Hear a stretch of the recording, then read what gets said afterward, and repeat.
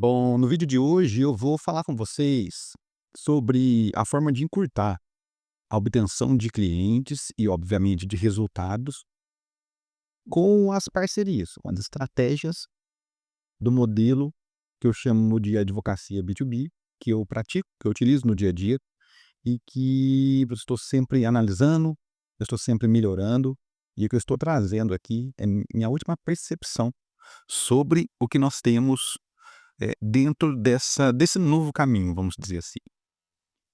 Então, para você entender, você tem que ter uma perspectiva do cenário, ver de uma forma geral o que nós temos de oportunidades hoje em dia, como que funciona o mercado, para você conseguir comparar uma oportunidade à outra. Inicialmente, você começa a pensar que você faz de uma linha histórica, sabe? Você pega você lá na faculdade, você pega o seu presente, se você tiver acabado de formar, e olha em volta. Quais opções você vai ter dentro da área jurídica? A opção número um, você trabalha em uma empresa e a empresa lhe contrata. A opção número 2 é você ser autônomo. E a opção número 3 é você atuar como estudante para concurso público. Isso são esses caminhos que eu vejo hoje em dia: autônomo, estudante para concurso e advogado contratado, CLT. E tem várias variações entre esses caminhos. Existem associações, existem sociedades de advocacia, existem, né, formas de trabalhar para vários grupos de empresas internacionais, nacionais e internacionais. Mas eu quero que você preste atenção para os caminhos. No ramo da CLT é mais fácil de você entender, né? Você é contratado, entra na empresa, geralmente é um estagiário ou trainees. Muitas vezes você vai para aquele trabalho braçal repetitivo, para colocar a mão na massa, muitas vezes você acaba recebendo muita carga de trabalho, porque o seu papel ali é você atuar como uma engrenagem dentro em algo mais, né, dentro de várias outras engrenagens, aonde você vai fazer única e exclusivamente aquela função. Alguns lugares, alguns escritórios fazem rodízio, então se eu estou no contencioso, depois eu vou para o consultivo, se eu trabalho numa área, depois eu vou trabalhar em outra. Isso é muito aberto, cada escritório tem a sua forma, né, de conduzir e contratar, e você começa a subir. Então você tem um chefe que lhe gerencia, depois você vai para o lugar desse chefe ou sobe, vai a mais do que esse chefe na hierarquia da empresa. Você pode ir até o acho que diretor jurídico, né, no cargos de diretorias onde que você é responsável por todo o departamento. Então a trilha no mundo jurídico, dentro da opção da CLT, é basicamente isso: você vai crescendo, vai melhorando, vai aprimorando, vai chegando em cargos mais elevados, obviamente que ganha bonificação, tem muito aprendizado, conhece o histórico da empresa. Quanto maior seu cargo, mais a chance de outras empresas irem atrás de você. E eu quero te chamar a atenção para o início disso tudo. O início disso tudo é sim você se colocar ali à disposição para prestar o serviço, para fazer o que precisa ser feito. Muitas vezes o estagiário demora para alcançar o que realmente ele quer, que seria trabalhar com um caso mais complexo, que seria, eh, pôr a mão na massa, né, ser o responsável direto pe pelo trabalho, eh, ter o nome dele, vamos dizer assim, vinculado, porque às vezes o estagiário até faz, mas às vezes não é ele a pessoa que leva o crédito. Ele revisa, ele edita, ele procura a jurisprudência, monta a peça e tudo mais, aí vai o advogado sênior revisor, já tem a OAB, eh, acaba levando, né, o nome. Existem vários pontos, né, sobre essa questão, mas eu queria focar nas trilhas, nos caminhos. Vamos agora falar da trilha do concurso público. Dependendo do concurso que você quer, você acaba tendo que passar esse período estudando e ganhando experiência. Para quem quer concursos iguais à magistratura, concursos iguais à procuradoria, concursos iguais ao Ministério Público, que exigem um tempo maior de experiência, uma maturação, né, exigir provas e títulos, para quem quer um cartório, para quem quer algo um pouco, né, já inicia com uma renda bem maior e um cargo muito relevante, você tem que passar um tempo estudando, se aprimorando e trabalhando. Você não pode perder, esses hábitos, porque um alimenta o outro, a não ser que você tenha uma família com condições de bancar você, de falar: "Não, pode trabalhar, né, pode estudar à vontade, que eu vou pagar por isso, porque lá a conta vai compensar, porque você vai ser juiz e para sempre vai ganhar bem". Essa estratégia ela é muito boa, mas você tem que nascer em uma família com essas condições, se você for simplesmente estudar, e nem sempre é a maioria. E também você tem que ter uma organização financeira, ou às vezes um marido, uma esposa que ganha de forma fixa, para lhe auxiliar, para atuar ali como a parte da fonte de renda. Porque se você só estuda, só assim, entenda, né, só eu sei que é difícil, estudei bastante, já me dei um cargo no Tribunal de Minas de São Paulo, uns 10 anos atrás, e entenda que é difícil, você tem que ficar por conta e edital, e você entra num fluxo de estudos realmente. Então tem que ter alguma coisa ali que vai fazer você, como se diz, conseguir ficar naquele lugar estudando e passando as variáveis, né, que todos os concurseiros têm que passar até chegar no objetivo. Não é meu julgamento, não estou falando que é bom, que é ruim, estou fazendo uma análise. E agora nós temos a parte do autônomo, que é quando você já abre o seu escritório e você começa a atuar no mercado de trabalho, abrindo a sua porta. No começo existem as dificuldades, você precisa de montar relacionamentos, você precisa de construir o seu nome. Às vezes pega processo, né, não recebendo os honorários que você queria receber, às vezes você pega um processo para receber depois, às vezes pega um processo de um parente, único exclusivamente para não deixar de atender o parente. Então, é aquele começo onde você está aprendendo tudo, e onde você está ganhando uma bagagem, onde você está ganhando uma musculatura e aprendendo várias coisas que você não sabe na faculdade. Então, qual que são as barreiras desse caminho? Quando você começa, você não é ninguém. Hoje em dia, em 2025, com as redes sociais, você acaba tendo uma concorrência real, onde que as grandes bancas de advocacia investem, não só grandes, né, médio, pequeno, mas investem no marketing. Então, você não tem outdoors, mas você tem impulsionamentos, você tem uma concorrência real no mundo digital, onde que os advogados compram espaços e a atenção das pessoas. Recentemente eu fiz um levantamento, sobre como que é feito essa questão como que o marketing, né, em alto nível, como que custa um marketing em alto nível para um escritório de advocacia conseguir clientes de alto nível, grandes empresas, indústrias. E nesse levantamento, eu vi que a média do mercado está entre 10 a 15 mil reais, para você pegar um período, investir para contratar esse serviço. E além disso, você tem que colocar em torno de uns R$ 1.000, R$ 1.500 por dia de investimento no Google. Então, é o correto, é você investir numa equipe, numa assessoria, e investir nessa estratégia, igual investiria para comprar um ar-condicionado, igual investiria para poder fazer uma pós-graduação, mas o intuito, no caso, é ficar na mente do cliente, é você convencer e esse cliente reconhecer você como uma pessoa a quem confiar. E aí você entra nas estratégias do digital, tem advogados que são exímios influenciadores, que realmente, explicam ali tudo, conta o dia a dia deles, e você vai seguindo, vai se envolvendo com aquilo, vai se identificando, é muito importante. Então, nesse momento, quando você começa a atuar como autônomo, você já começa em 2025 com esse mercado. Você tem que convencer as pessoas, você tem que estar no digital, que seja minimamente, mas tem que estar no digital, senão você é mal visto.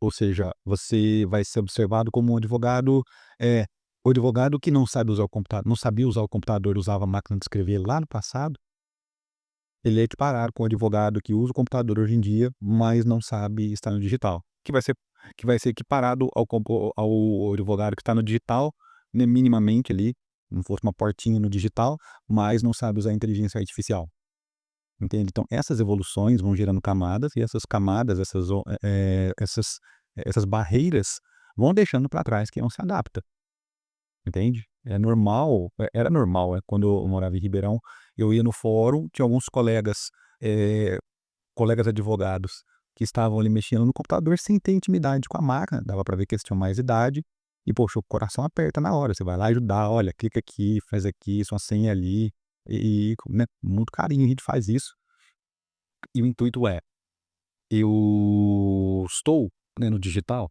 estou realmente no digital ao ponto de conseguir brigar? Porque se você não estiver brigando na mesma altura, com um bom celular, realmente atraindo o público, realmente trazendo, uma certa influência para você ser uma pessoa a ser, entre aspas, "comprada" por esse público, que seria clientes, finais, você não está jogando o jogo. Então tem muitos colegas advogados que estão no digital. Tem um site, tem um perfil, posta uma notícia, posta outra, entende? Já tem a presença dele ali. Agora se você for escalar, agora se você quiser realmente influenciar pessoas e fazer com que elas te comprem, você tem que ficar mostrando o resultado, mostrar que ganhou o processo, mostrar várias coisas. E sabe o que eu estou percebendo?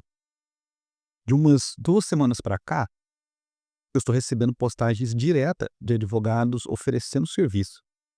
Não sei se apareceu para vocês aí, pessoas do mesmo nicho, que por nós termos essa identificação, aos olhos do Facebook Ads, da Meta, você gosta das mesmas coisas que o cliente, né, desse advogado gosta, acaba que vem para você. Então, eu sou tributarista, vem vídeos, vem anúncios de tributaristas, assim, eh, "Olha, oportunidade tributária XYZ aconteceu, você tem que entrar e conseguir o dinheiro de volta, clique aqui que o nosso escritório vai te auxiliar". Você entende? Um pitchzinho, assim, de vendas específico para aquilo, transformando as plataformas numa venda direta. E é complicado, porque se você começar a ultrapassar essa barreira, quem começar a fazer o errado primeiro, sai na frente. Quem começar a fazer o errado primeiro, sai ganhando. Você concorda? Você concorda que se o seu concorrente, seu vizinho, começar a vender ele de forma direta e fazer esse pitch agressivo, de querer chamar a pessoa para a venda, né? Olha, você tem dinheiro a receber. No mínimo, ele vai conseguir mais indicações do que se você postar matérias, do que você atuar única e exclusivamente dentro dos critérios da OAB, que é apresentar as oportunidades, falar que está à disposição para atender. Entende que a linguagem utilizada é mais agressiva e ela vai trazer para você, um malefício. Então, resumindo, 2025, você tem que estar nas redes sociais, é um mercado onde que está sendo arriscada, está muito arriscado você infringir as regras da OAB, muito arriscado não, tem muitos colegas infringindo as regras da OAB, e eu vejo isso, e também vejo que vai chegar um momento que vai ter que todo mundo abraçar isso, porque ou a OAB se manifesta aceitando isso, ou um advogado vai começar a brigar com o outro, eu acho que é pouco provável, que todo mundo vai pensar no mesmo benefício, "Ó, todo mundo faz, eu vou fazer também", e você não, né, e em pouco tempo vai ter que começar a fazer conteúdo vendendo na internet, advocacia, mesmo que de forma, né, um pouco velada, um pouco silenciosa, mas vendendo.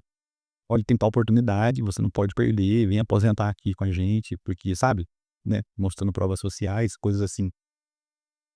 E dentro desses 3 caminhos, o último de autônomo, ele é o mais doloroso, porque você acaba tendo que aprender coisas novas e tendo que construir coisas novas.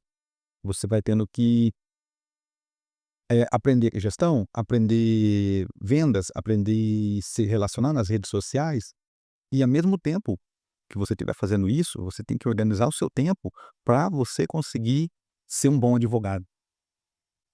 Então, às vezes, é difícil, né, você está ali advogando, tem novidade, tem coisa mudando, o Brasil tem sempre mudanças na área legal, jurisprudências, e você tem que aprender marketing, e você tem que aprender finanças, e você tem que aprender visual law, para o seu cliente olhar o seu contrato ali já saber como é que funciona, sem, né, muito juridiquês, porque está tudo correndo.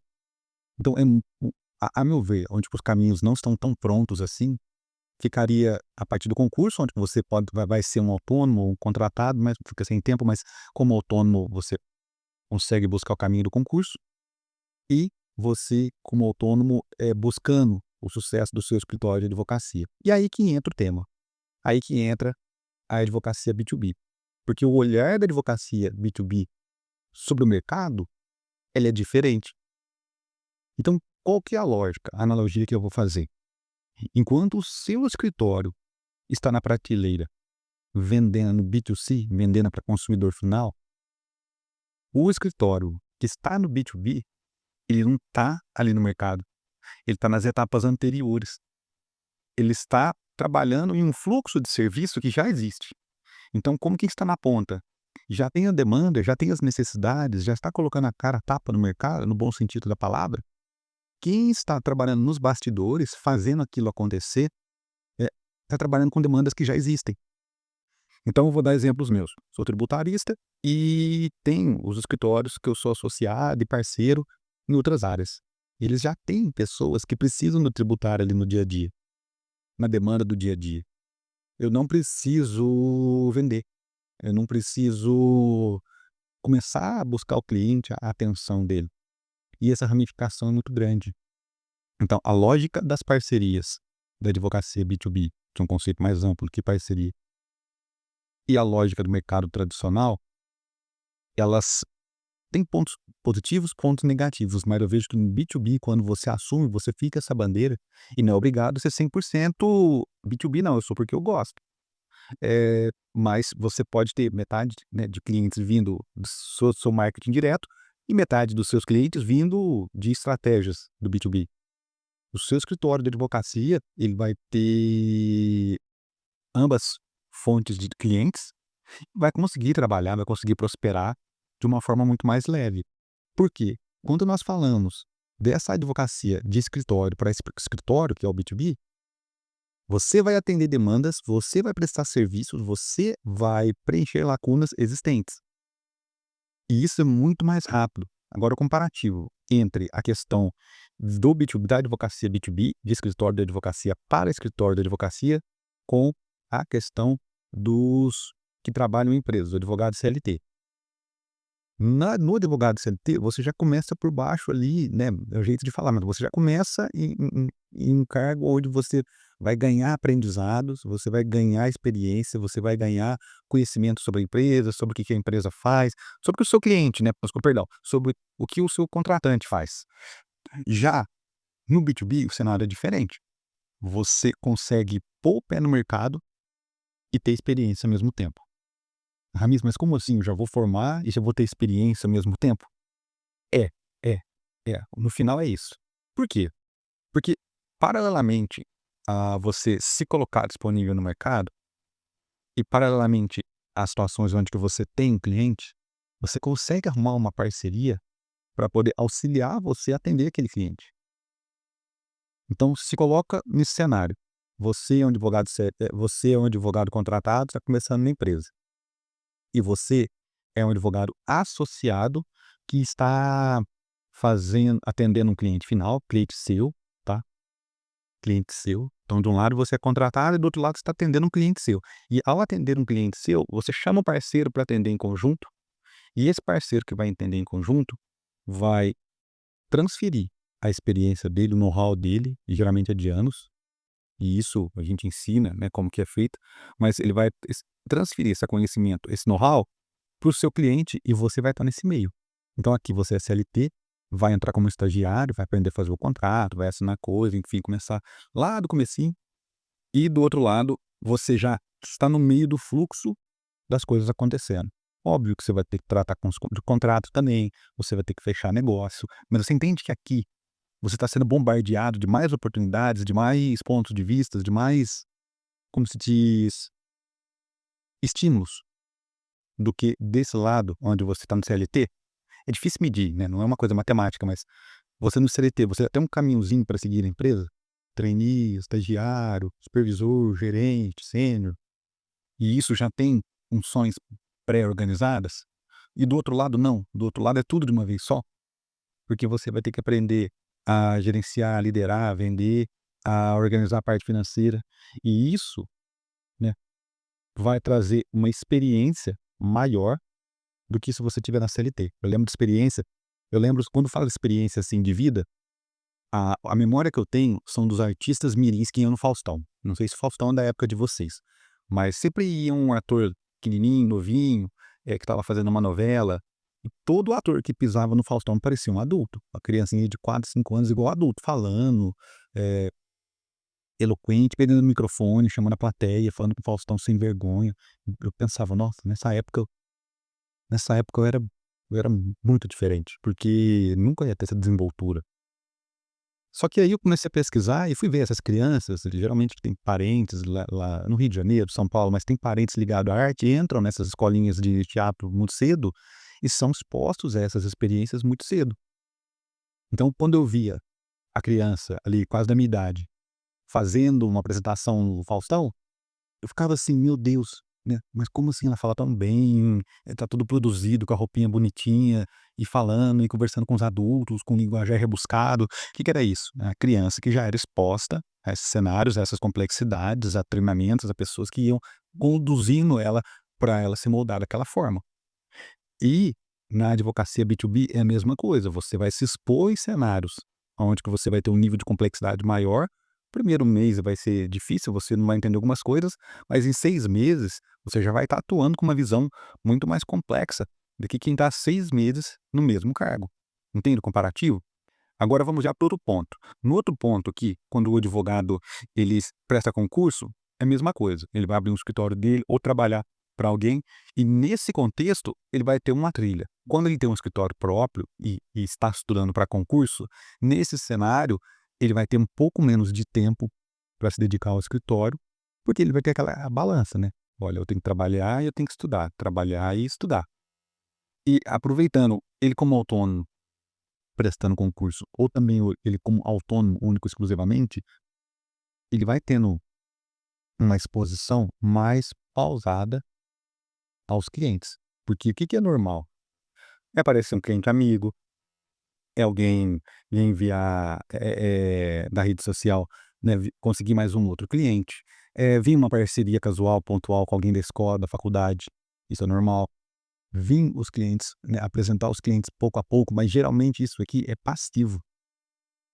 Já no B2B, a forma de enxergar as oportunidades, ela é ativa. Então você vai em busca das oportunidades, você não espera acontecer. Agora qual que é a diferença de um para o outro? Lembra da OAB? A OAB veda você vender, você mercantilizar. E geralmente as vedações são voltadas ao cliente final. Quando nós tratamos de advogado para advogado, a possibilidade de prospecção, de venda, de você realmente atuar com, não vendendo, né, mas apresentando, fazendo uma proposta comercial de parceria, de associação que seja, não tem vedação nenhuma. Não tem nada propondo assim: "Olha, o advogado não pode tentar fazer 10.000 parcerias por dia". Não pode, não tem, não existe.